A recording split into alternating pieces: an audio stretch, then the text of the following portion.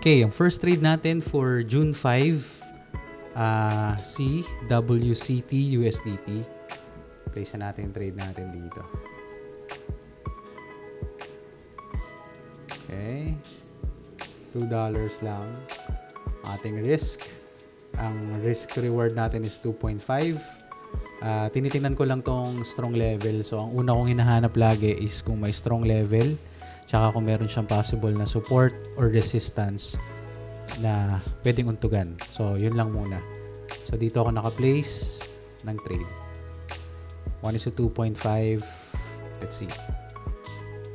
Place na natin ito. Short. Okay. Hanap pa tayo ng dalawa. Okay. Yung ating second trade is si MKR USDT. So, tinitingnan ko lang baka mag-resist dito sa dating support level.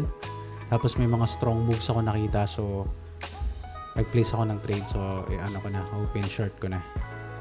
Yan. Dito ako nag-place ng trade above this one. Above this one. Ito. So, possible na mag-resist dyan.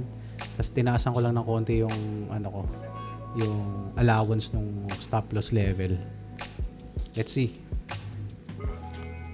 Hanap pa tayo. Last one. Magna-9 na, oh. Okay. Yung last trade natin for June 5 is si JUP USDT. So, tingnan natin siya, no?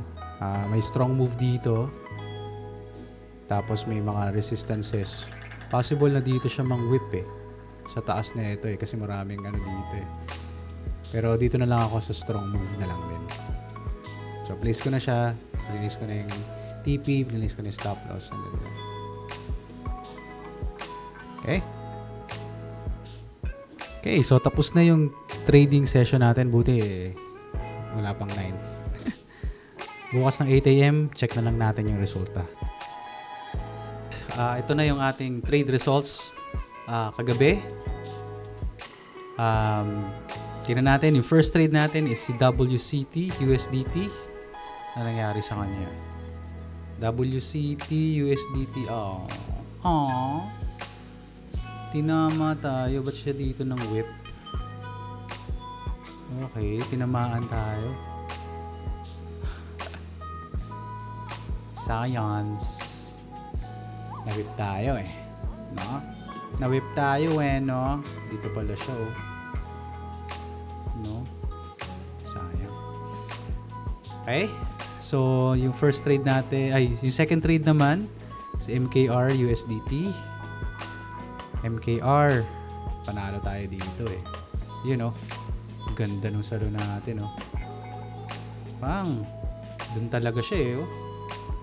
Yung tinatch talaga, eh. Kasi, yun nga din yung sinasabi ko na pag may breakout, kung dun ako magpi-place, kung may breakout, tapos may strong move, dun ako nagpi-place ng trades.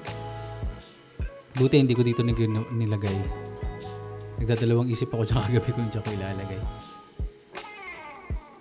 So yun, panalo tayo kay MKR. Yung third trade natin, yung last trade natin kagabi is si JUP USDT. Panalo din tayo dito, eh. JUP USDT. Tignan natin kung ay, grabe naman yung Saluday. Grabe, di ba? Dito, tignan nyo ang ginagawa ng diliquidate lang yung mga tao dito. Yung mga stops niyan. And then bumaba. Di ba? Sama ng ugali niyo talaga, eh. Isa na pala ako dun kasi ganun yung ginagawa kong strategy. Pero yun nga, yung mga natin, yung mga anong tawag dito? Yung mga nangyayari is yan. Maganda sana kung in-increase ko pa yung no? Pero sige, 1:2 lang tayo. Chill bro.